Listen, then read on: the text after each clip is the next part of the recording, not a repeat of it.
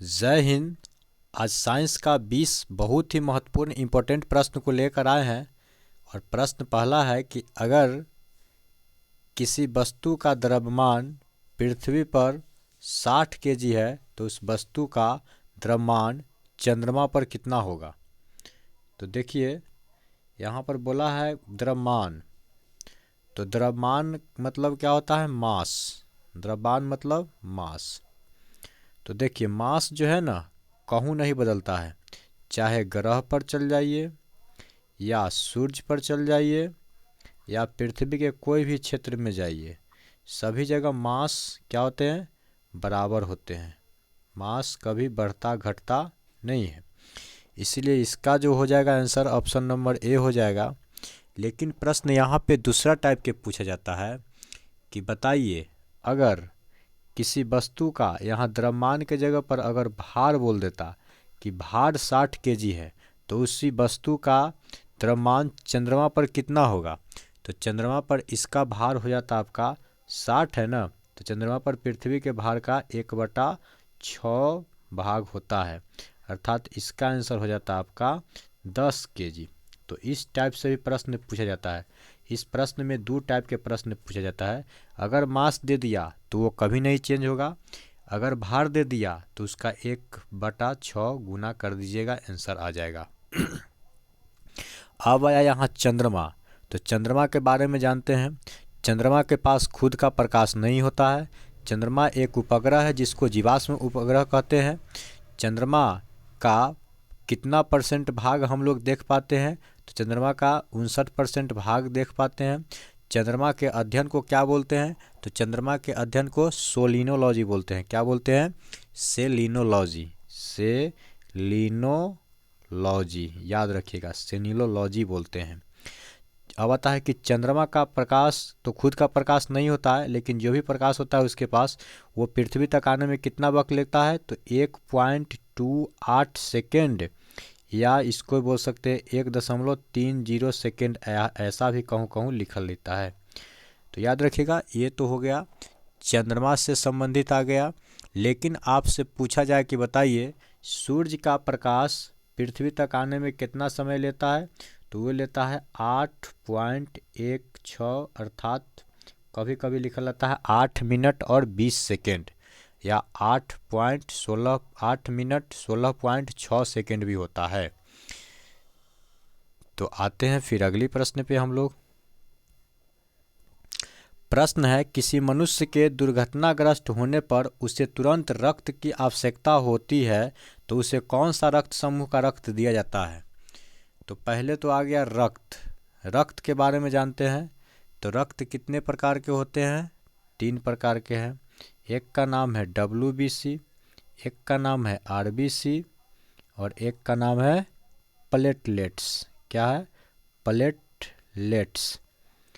तो देखिए WBC को बोला जाता है, WBC का वैज्ञानिक नाम क्या होता है, तो इसका वैज्ञानिक नाम ल्यूकोसाइट होता है। याद रखिए, क्या, ल्यूकोसाइट। इसका दूसरा नाम ल्यूकोसाइट भी होता है। लेकिन आपसे पूछ दिया जाए कि बताइए RBC का क्या नाम होता है वैज्ञानिक, तो एरिथ्रोसाइट। एरिथ्रोसाइट याद रखिएगा, एरिथ्रोसाइट। अगर आपसे पूछ दिया जाए कि प्लेटलेट्स का क्या होता है, तो इसका होता है थ्रोम्बोसाइट। थ्रोम्बोसाइट। लेकिन अब आता है कि WBC का काम क्या है, तो इसको रोग प्रतिरोधक क्षमता वाला रक्त बोलते हैं। इसका जीवन काल 2 से 4 दिन होता है, कभी कभी 2 से 10 दिन भी मिलेगा, 2 से 5 दिन भी मिलेगा, या 3 से 5 दिन भी मिलेगा। तो जो भी ऑप्शन में रहेगा उसके अकॉर्डिंग अपना इसका आंसर बना लेना है। अब आता है WBC का पूरा नाम क्या होता है, तो वाइट ब्लड सेल्स या वाइट ब्लड कार्पोसेल्स, अर्थात श्वेत रक्त कणिका या श्वेत रक्त कोशिका भी बोला जाता है। RBC का पूरा नाम क्या है, तो रेड ब्लड सेल्स, अर्थात लाल रक्त कणिका या लाल रक्त कोशिका ही बोलते हैं। इसका जीवन अवधि कितना होता है, तो 20 से 120 दिन होता है। कितना, 20 से 120 दिन। इसका रंग कैसा होता है, तो इसका रंग लाल होता है। किसके कारण लाल होता है, तो हीमोग्लोबिन के कारण लाल होता है। याद रखिए, किसके कारण, हीमोग्लोबिन के कारण रक्त का रंग लाल होता है। प्लेटलेट्स का काम क्या है, तो हमारे शरीर में जो खून होता है उसको गाढ़ा बनाने का काम कौन करता है? गाढ़ा बनाने का काम प्लेटलेट्स करता है, इसीलिए इसको क्या बोलते हैं? प्लेटलेट्स बोलते हैं। लेकिन क्वेश्चन एक और आता है कि हमारे शरीर के अंदर खून को जमने से कौन रोकता है? तो हमारे शरीर के अंदर ब्लड को जमने से रोकता है हिपैरिन नामक एक प्रोटीन है। क्या? हिपैरिन नामक एक प्रोटीन है। लेकिन एक और प्रश्न आता है कि हमारे रक्त को थक्का कौन बनाता है? तो रक्त को थक्का बनाता है विटामिन के। क्या? विटामिन के। और विटामिन के हो गया, तो विटामिन का खोज किसने किया था? तो विटामिन का खोज फंक ने किया था। तो अब हम लोग आते हैं प्रश्न के ऑप्शन पे। तो देखिए प्रश्न का ऑप्शन है ए, बी या ओ। तो देखिए अगर किसी व्यक्ति के एक्सीडेंट हो गया है और उसे तुरंत रक्त उसका ब्लड ग्रुप के बारे में पता नहीं है, तो हमको ओ नेगेटिव वाला ग्रुप को दे देना है। ओ नेगेटिव ग्रुप जो होता है ना, सर्वदाता होता है, अर्थात डोनर इसको बोलते हैं। ए बी को क्या बोलते हैं? सर्वअदाता, सर्वग्राही।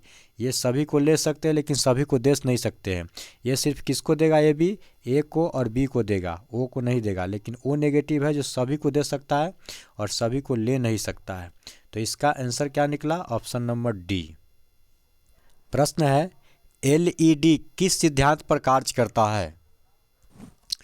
प्रश्न है कि एलईडी किस सिद्धांत पर कार्य करता है? अग्र अभिनीति, ऊतक, उत्क्रम अभिनीति या न्यूटन के नियम? तो इसका आंसर हो जाएगा अग्र अभिनीति। अग्र अभिनीति को अंग्रेजी में अग्र अभिनीति यह क्या है? इसका एलईडी का पूरा नाम क्या होता है? तो एलईडी का पूरा नाम होता है लाइट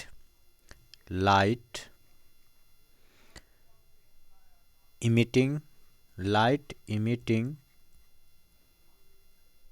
डायोड। यह क्या है? तो यह एक इलेक्ट्रॉनिक यंत्र है। यह किस पर काम करता है? तो डीसी पर या एसी पर? तो यह डीसी पर काम करता है, एसी पर नहीं करता है, एसी पे नहीं करता है। डीसी का मतलब क्या होता है? Direct current. एसी का मतलब क्या होता है? Alternative current. एक को बोलते हैं प्रत्यावर्ती धारा, एक को बोलते हैं डीसी डिस्ट धारा। तो इसका आंसर हो जाएगा ऑप्शन नंबर ए। प्रश्न है सूर्य पर ऊर्जा किस अभिक्रिया से पैदा होता है? नाभिकीय विखंडन, नाभिकीय संलयन, हाइड्रोजन गैस या रासायनिक अभिक्रिया? तो इसका जो आंसर हो जाएगा आपका ऑप्शन नंबर क्या हो जाएगा? ऑप्शन नंबर बी, नाभिकीय संलयन। अब हम लोग थोड़ा जान लेते हैं इसके बारे में। सूर्य के अध्ययन को क्या बोलते हैं? तो सूर्य के अध्ययन को बोलते हैं हेलियोलॉजी। याद रखिएगा, सूर्य के अध्ययन को हेलियोलॉजी बोलते हैं, हेलियोलॉजी। अब आता है कि सूर्य का निर्माण कैसे होता है, कौन कौन गैस से मिलकर सूर्य बना है? तो हाइड्रोजन और हीलियम से। हाइड्रोजन का परमाणु संख्या कितना होता है? 1। हीलियम का परमाणु संख्या कितना होता है? 2। ये दोनों के मिलकर क्या बनता है? सूर्य बनता है। सूर्य में कौन कौन सी गैस है? तो हाइड्रोजन और हीलियम। लेकिन आपसे पूछा जाए कि बताइए हाइड्रोजन और हीलियम में सबसे अधिक मात्रा किसका है? तो सबसे अधिक मात्रा है हाइड्रोजन गैस का, अर्थात यह 90% है। सूर्य में 90% हाइड्रोजन है और 10% ही है हीलियम। तो हम लोग समझ गए। अब आता है कि सूर्य के अध्ययन को क्या बोले? हेलियोलॉजी। सूर्य का प्रकाश पृथ्वी तक पहुंचने में कितना समय लगता है? तो 8 मिनट 16.6 सेकंड लगता है, या 8 मिनट 20 सेकंड भी कभी कभी मिलेगा। तो याद रखिएगा, बहुत ही इंपॉर्टेंट फैक्ट है। सूर्य के अध्ययन को बोलते हैं हेलियोलॉजी। हाइड्रोजन और हीलियम गैस से मिलकर बना होता है, जिसमें हाइड्रोजन 90% और 10% हीलियम होता है, जिसका परमाणु संख्या हाइड्रोजन का 1 पर इसका परमाणु संख्या 2 होता है। सूर्य की रोशनी प्रकाश पृथ्वी पर पहुंचने में 8 मिनट 16.6 सेकंड या 20 सेकंड लगता है। प्रश्न है स्प्रिंग को अपनी सामान्य लंबाई पर वापस लौटने के लिए लगने वाले बल को क्या कहते हैं? तो इसको बोलते हैं प्रत्यानयन बल, या इसी को अंग्रेजी में बोलते हैं रीस्टोरिंग फोर्स। रीस्टोरिंग फोर्स बोलते हैं, रीस्टोरिंग फोर्स। याद रखिएगा, इसका सूत्र क्या होता है? तो रीस्टोरिंग फोर्स F बराबर होता है आपका, ऐसे तो जनरल भाषा में F बराबर ma होता है, लेकिन यहाँ क्या होगा? यहाँ होगा माइनस में kx। F बराबर क्या होगा? माइनस में kx। बल किसको कहते हैं? तो बल धक्का या खिंचाव को बल कहते हैं, और बल का ऐसा ही मात्रक न्यूटन होता है। बल का ऐसा ही मात्रक क्या होता है? न्यूटन। 1 न्यूटन बराबर 10 के पावर 5 डाइन होता है। और डाइन क्या होता है? तो बल का CGS मात्रक क्या होता है? डाइन होता है, बल का SI मात्रक न्यूटन होता है, गुरुत्व बल नहीं होगा, गतिज बल भी नहीं होगा। इसका आंसर हो जाएगा ऑप्शन नंबर ए। प्रश्न है, रॉकेट किस सिद्धांत पर कार्य करता है? न्यूटन के गति के तृतीय नियम, या संवेग संरक्षण के नियम, या उपयुक्त दोनों? तो इसका आंसर हो जाएगा उपयुक्त दोनों। काहे कि न्यूटन के तृतीय गति नियम में ही संवेग संरक्षण का सिद्धांत होता है, इसी में होता है। इसका आइंस्टीन ने एक सूत्र दिया था, E बराबर mc²। E बराबर क्या होता है? mc²। ठीक है, न्यूटन के तृतीय गति के नियम को बोलते हैं क्रिया के विपरीत प्रतिक्रिया। क्रिया के विपरीत प्रतिक्रिया। तो इसका आंसर क्या हो जाएगा आपका? Option number C. प्रश्न है, किस वैज्ञानिक ने गति के नियम का प्रतिपादन किया था? तो इसका आंसर हो जाएगा न्यूटन। आइंस्टीन ने E बराबर mc² अर्थात सापेक्षता का सिद्धांत दिया था। क्या? सापेक्षता का सिद्धांत दिया था। क्यूरी, मैडम क्यूरी को बोला जाता है, रेडियम का SI मात्रक क्यूरी होता है। मैडम क्यूरी एक वैज्ञानिक थी, रॉबर्ट पियरे। चलिए हम लोग आते हैं फिर अगली प्रश्न पे। प्रश्न है, गुरुत्वाकर्षण नियमों का आविष्कार किस वैज्ञानिक ने किया था? गैलीलियो, न्यूटन, आइंस्टीन या मैक्सवेल? इसका आंसर हो जाएगा आपका ऑप्शन नंबर क्या हो जाएगा? ऑप्शन नंबर आंसर हो जाएगा option number B, Newton. Newton के कितने नियम है? तो न्यूटन के 3 नियम है। फर्स्ट नियम में क्या होता है? तो बल की परिभाषा मिलता है। फर्स्ट नियम में बल की परिभाषा, इसी फर्स्ट नियम को ही बोलते हैं, क्या बोलते हैं? गैलीलियो का नियम। गैलीलियो का नियम फर्स्ट को ही बोलते हैं। इसी को बोलते हैं जड़त्व का नियम। क्या बोलते हैं? जड़त्व का नियम। और दूसरा से क्या पता चलता है? तो बल का समीकरण। बल का समीकरण दूसरे से पता चलता है। इसमें पता चलता है F बराबर ma। F बराबर ma। तीसरा से क्या पता चलता है? तो E बराबर mc², सापेक्षता का सिद्धांत। E बराबर mc², अर्थात इसको क्या बोला जाता है? इसको बोला जाता है प्रत्येक क्रिया के बराबर तथा उसके विपरीत दिशा में प्रतिक्रिया होती है। यह न्यूटन के तीसरा नियम का नियम है। आइंस्टीन ने E बराबर mc² सापेक्षता का सिद्धांत दिया था। गैलीलियो के नियम फर्स्ट नियम को ही बोलते हैं। अगली प्रश्न है, किसी तारे का विभिन्न रंग क्या दर्शाता है? तो उसके तापमान। देखिएगा, कोई तारे बहुत चमकता है, कोई तारे कम चमकते हैं, तो उसके तापमान के ऊपर निर्भर करता है। क्वेश्चन आता है कि तारे क्यों टिमटिमाते हैं? तो प्रकाश के अपवर्तन के कारण। याद रखिएगा, प्रकाश के अपवर्तन के कारण क्या टिमटिमाते हैं? तारे टिमटिमाते हैं। क्वेश्चन आएगा कि बताइए, किसी पानी में रखा हुआ छड़ी क्यों तेज दिखाई दे रहा है? तो ये दिखाई दे रहा है प्रकाश के अपवर्तन के कारण। इसको बोलते हैं रिफ्लेक्शन ऑफ लाइट। ठीक है। प्रश्न है, विभवांतर अर्थात पोटेंशियल डिफरेंस को किस यंत्र के द्वारा मापा जाता है? तो इसका आंसर हो जाएगा वोल्ट मीटर। किसके द्वारा? Volt meter. ठीक है, एमीटर से विद्युत धारा को मापा जाता है। विभवांतर किसको कहते हैं? तो दो विभवों के बीच के दूरी को क्या बोलते हैं? विभवांतर बोलते हैं। इसका इकाई क्या होता है? इसका इकाई वोल्ट होता है। ठीक है, इसका सूत्र क्या होता है? तो इसका सूत्र जो होता है आपका वोल्ट बराबर W/Q। W/Q, जहाँ W बराबर क्या होगा? कार्य, और Q क्या है? इसको आवेश बोलते हैं। आवेश का SI मात्रक क्या होता है? तो आवेश का SI मात्रक कूलम्ब होता है। प्रश्न है, टांका अर्थात सोल्डर किसका मिश्र धातु होता है? टीन का या शीशा का? तो टांका जो होता है टीन, शीशा और लोहा तीनों का होता है। एगो Fe का भी होता है, तीनों का होता है। इसका आंसर क्या हो जाएगा? ऑप्शन नंबर सी।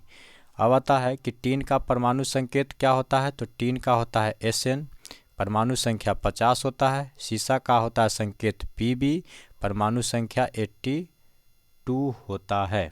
लेकिन क्वेश्चन आएगा कि बताइए टीन का कितना % होता है? तो ये होता है 60%। ये कितना रहते हैं? 40%। हमेशा याद रखिएगा, टीन जो रहता है ज़्यादा रहता है। अगली प्रश्न है, स्टेनलेस स्टील बनाने में लोहे के साथ किस धातु का प्रयोग किया जाता है? तो क्रोमियम और निकेल और लोहा तीनों का किया जाता है। किसका? क्रोमियम और निकेल का भी किया जाता है। क्रोमियम का संकेत Cr होता है, परमाणु संख्या 24 होता है। निकेल का संकेत Na होता है और परमाणु संख्या 28 होता है। स्टेनलेस स्टील क्या होता है? तो स्टेनलेस स्टील घर में उपयोग होने वाले हैं, इस पर जंग नहीं लगता है। क्या नहीं लगता है? जंग नहीं लगता है। जंग लगना को अंग्रेजी में क्या बोलते हैं? रस्टिंग बोलते हैं। जंग से बचने के लिए किसी लोहे पर क्या चढ़ाया जाता है? तो जिंक का परत चढ़ाया जाता है। जिंक को परत जो चढ़ाते हैं उसको क्या बोलते हैं? गैल्वेनाइजेशन बोलते हैं, या जस्तीकरण भी बोलते हैं, या उसी को बोलते हैं यसद लेपन भी बोलते हैं। क्या बोलते हैं? तीनों नाम एक ही है। आते हैं हम लोग अगली प्रश्न है, कृत्रिम उपग्रह में विद्युत ऊर्जा का मुख्य स्रोत क्या होता है? नाभिकीय संलयन, सूर्य विकिरण या सौर सेल? तो इसका आंसर हो जाएगा सौर सेल। ठीक है, क्या होगा? सौर सेल। अगली प्रश्न है, पेड़ की आयु का पता किस विधि के द्वारा लगाया जाता है? तो इसका आंसर हो जाएगा वलय या छल्लों की संख्या को गिन कर लगाया जाता है। क्या होगा? वलय या छल्लों की संख्या को गिन कर लगाया जाता है। अगली प्रश्न है, ओजोन परत वायुमंडल के किस परत में पाई जाती है? तो ओजोन परत वायुमंडल के समताप परत में पाया जाता है। ओजोन का सूत्र क्या होता है? तो ओजोन का सूत्र O3 होता है। ये हमें क्या चीज़ से बचाता है? तो पराबैंगनी किरण जो आती है उससे बचाने का काम करता है। अब आ गया मंडल। तो पहला है कितना है? 5 गो मंडल है। क्षोभ मंडल, पहले मंडल को क्या बोलते हैं? क्षोभ मंडल। दूसरे को क्या बोलते हैं? समताप मंडल। तीसरे को क्या बोलते हैं? तो तीसरे को बोलते हैं मध्य मंडल। चौथे को क्या बोलते हैं? तो चौथे को बोलते हैं आयन मंडल। और पंचमे के क्या बोलते हैं? तो बहिर्मंडल। याद रखिएगा। अब आता है कि बताइए वायुयान किस मंडल में उड़ेंगे? तो समताप मंडल में वायुयान उड़ते हैं। ठीक है, लेकिन आपसे पूछा जाए कि बताइए हेलीकॉप्टर किस मंडल में उड़ते हैं? तो हेलीकॉप्टर क्षोभ मंडल में उड़ते हैं। याद रखिएगा, बहुत इंपॉर्टेंट प्रश्न है कि हेलीकॉप्टर किस मंडल में उड़ते हैं? तो क्षोभ मंडल में उड़ते हैं। अब आता है कि मौसम, आंधी, तूफान, वर्षा, ये सब किस मंडल में आता है? तो क्षोभ मंडल में आता है। तो इसका आंसर क्या हो जाएगा? आपका ऑप्शन नंबर बी। प्रश्न है, ट्रांसफार्मर का प्रयोग मुख्यतः क्यों होता है? तो इसका प्रयोग होता है एसी को उपचयन एवं अपचयन के लिए। अब आ गया कि एसी क्या होता है? तो एसी को बोलते हैं अल्टरनेटिव करंट। डीसी क्या होता है? डीसी को बोलते हैं डायरेक्ट करंट। एवं के बोलते हैं डिस्ट धारा। एवं के बोलते हैं प्रत्यावर्ती धारा। प्रश्न है, ऑटोमोबाइल से निकलने वाला सबसे विषैला धातु प्रदूषक कौन है? तो देखिए, सबसे विषैला धातु है जो उसका नाम है सीसा। इसको लेड को हम लोग बोलते हैं सीसा। इसका संकेत होता है Pb। परमाणु संख्या होता है 82। पारा का संकेत क्या होता है? Hg। परमाणु संख्या कितना होता है? परमाणु संख्या आप लोग कमेंट कीजिएगा। पारा कहाँ मिलता है? तो थर्मामीटर में पारा रहता है। क्रोमियम का संकेत क्या है? Cr। इसी के साथ आगे बढ़ते हैं हम लोग अगली प्रश्न पे। प्रश्न है, कौन सी गैस भूमंडलीय उष्णन तथा ग्रीन हाउस को प्रभाव के लिए उत्तरदायी है? इसका आंसर हो जाएगा कार्बन डाइऑक्साइड। कार्बन डाइऑक्साइड का सूत्र होता है CO2। इसी को बोला जाता है क्या? सूखा बर्फ भी इसको बोलते हैं। क्या बोलते हैं? सूखा बर्फ भी बोलते हैं कार्बन डाइऑक्साइड को, या इसी को अंग्रेजी में बोलते हैं ड्राई आइस। क्या बोलते हैं? Dry ice. याद रखिएगा, बहुत ही इंपॉर्टेंट फैक्ट है। नाइट्रोजन का परमाणु संकेत N होता है। परमाणु संख्या 7 होता है। द्रव्यमान 14 होता है। ऑक्सीजन का परमाणु संकेत O होता है। परमाणु संख्या 8 होता है और परमाणु द्रव्यमान 16 होता है। अगली प्रश्न है, गर्मियों में सफ़ेद कपड़े ज़्यादा आरामदायक होते हैं क्योंकि सफ़ेद कपड़े क्या होते हैं? तो सफ़ेद कपड़े तो जो होते हैं ना, ऊष्मा को परावर्तित कर देते हैं। ठीक है, ऊष्मा को परावर्तित कर देते हैं। इसका आंसर हो जाएगा ऑप्शन नंबर बी। प्रश्न है, टॉयलेट के पास आने वाली गंध कौन से गैस होती है? Oxygen gas, helium gas, methane gas या अमोनिया गैस? तो इसका आंसर हो जाएगा आपका अमोनिया गैस। अमोनिया का सूत्र होता है NH3। क्या होता है? NH3। मीथेन का गैस होता है CH4। हीलियम का संकेत क्या होता है? He। ऑक्सीजन का क्या होता है? O। परमाणु संख्या 8। द्रव्यमान 16 होता है। इसका परमाणु संख्या 2 होता है। आते हैं फिर हम लोग अगली प्रश्न पे। प्रश्न है, किसके यंत्र का प्रयोग से किसी वस्तु का ताप निश्चित बिंदु तक बनाए रखा जा सकता है? तो इसका आंसर हो जाएगा आपका थर्मोस्टेट। ठीक है, क्या होगा जाएगा? थर्मोस्टेट। इसके ऑप्शन के बारे में जानते हैं। फैदोमीटर से क्या मापते हैं? तो समुद्र के गहराई मापते हैं। समुद्र के गहराई किससे मापते हैं? फैदोमीटर से। अब आपसे पूछा जाए कि स्फिग्नोमीटर से क्या करते हैं? तो रक्तचाप। रक्तचाप अर्थात ब्लड प्रेशर को मापते हैं। अब आ गया कि ओडोमीटर क्या है, तो गाड़ी के दूरी बताता है ओडोमीटर। ठीक है, स्पीडोमीटर क्या है, तो गाड़ी कितनी तेज़ी से चल रही है वो स्पीडोमीटर बताता है। अब आते हैं हम लोग इस जितना भी प्रश्न पढ़े हैं उसका रिवीजन हम लोग कर लेते हैं। प्रश्न है, अगर किसी वस्तु का द्रव्यमान पृथ्वी पर 60 kg है तो उस वस्तु का द्रव्यमान चंद्रमा पर कितना होगा। तो देखिए ये द्रव्यमान बोला है, मास कभी नहीं बदलता, याद रखिएगा, मास कहूँ नहीं बदलेगा। यहाँ चल जाए, चंद्रमा पर चल जाए, सूर्य पर चल जाए, ग्रह पर चल जाए, मंगल ग्रह पर, बृहस्पति ग्रह पर, कोई ग्रह पर चल जाए, उसका द्रव्यमान कभी नहीं बदलता है। जब भी बदलेगा तो भार बदलेगा, अर्थात इसका आंसर क्या हो जाएगा, 60 ही हो जाएगा। किसी मनुष्य के दुर्घटनाग्रस्त होने पर उसे तुरंत किस रक्त की आवश्यकता होती है और कौन सी रक्त का समूह दे दिया जाता है, तो इसका हो जाएगा answer O negative. O negative को डोनर बोलते हैं, सभी को दे सकता है लेकिन सभी को ले नहीं सकता है। और सर्वग्राही कौन होता है, तो ए बी होता है। प्रश्न है, एलईडी किस सिद्धांत पर काम करता है, अग्र अभिनीति बल पर। प्रश्न है, सूर्य पर ऊर्जा किस अभिक्रिया से पैदा होता है, नाभिकीय संलयन पर हो जाएगा। स्प्रिंग को अपनी सामान्य लंबाई पर वापस लौटने के लगने वाले बल को क्या कहते हैं, प्रत्यानयन बल बोलते हैं। रॉकेट किस सिद्धांत पर कार्य करता है, न्यूटन गति के तीसरे नियम पर या संवेग संरक्षण के नियम पर, क्या संवेग संरक्षण के नियम पर भी। प्रश्न है, किस वैज्ञानिक ने गति के नियम का प्रतिपादन किया था, न्यूटन ने। गुरुत्वाकर्षण नियम कौन दिया, न्यूटन ने। किसी तारे का विभिन्न रंग किसको दर्शाता है, तो उसके टेम्परेचर को दर्शाता है। प्रश्न है, विभवांतर अर्थात पोटेंशियल डिफरेंसन को किस यंत्र द्वारा मापा जाता है, वोल्टमीटर द्वारा मापा जाता है। विभवांतर किसको बोलते हैं, दो विभवों के बीच के दूरी को विभवांतर बोलते हैं। प्रश्न है, टांका सोल्डर किसका मिश्र धातु होता है, टीन और सीसा का। स्टेनलेस स्टील बनाने में लोहे के किस धातु का प्रयोग किया जाता है, तो क्रोमियम का किया जाता है और निकेल का। प्रश्न है, कृत्रिम उपग्रह में विद्युत ऊर्जा का मुख्य स्रोत क्या है, सौर सेल। पेड़ की आयु का पता किस विधि से लगाते हैं, तो वलय की संख्या को गिनकर। अगली है, ओजोन परत वायुमंडल के किस परत में पाई जाती है, समताप मंडल में। ट्रांसफार्मर का प्रयोग मुख्यतः क्यों होता है, तो एसी को उपचयन एवं अपचयन के लिए। ऑटोमोबाइल से निकलने वाला सबसे विषैला धातु प्रदूषक कौन है, लेड, जिसको सीसा बोलते हैं। इसको संकेत पीबी है, परमाणु संख्या 82 है। प्रश्न है, कौन सी गैस भूमंडलीय उष्मन तथा ग्रीन हाउस प्रभाव के लिए उत्तरदायी है, इफेक्ट के लिए उत्तरदायी है, तो कार्बन डाइऑक्साइड। इसको ड्राई आइस भी बोलते हैं, सूखा बर्फ भी बोलते हैं। गर्मियों में सफ़ेद कपड़ा ज़्यादा आरामदायक होता है क्योंकि सफ़ेद कपड़ा क्या होता है, उष्मा को आराम से परिवर्तित कर देता है। प्रश्न है, गर्मियों में सफ़ेद कपड़ा, ये तो हो गया। टॉयलेट के पास आने वाली गंध कौन सी होती है, तो अमोनिया होता है। अमोनिया का संकेत क्या होता है, तो सूत्र होता है NH3। इस सेशन का आखिरी प्रश्न है, किसके यंत्र के प्रयोग से किसी वस्तु का ताप एक निश्चित बिंदु तक बनाए रखा जा सकता है, तो थर्मोस्टेट। तो इसी के साथ वीडियो को अंत करते हैं। जय हिंद।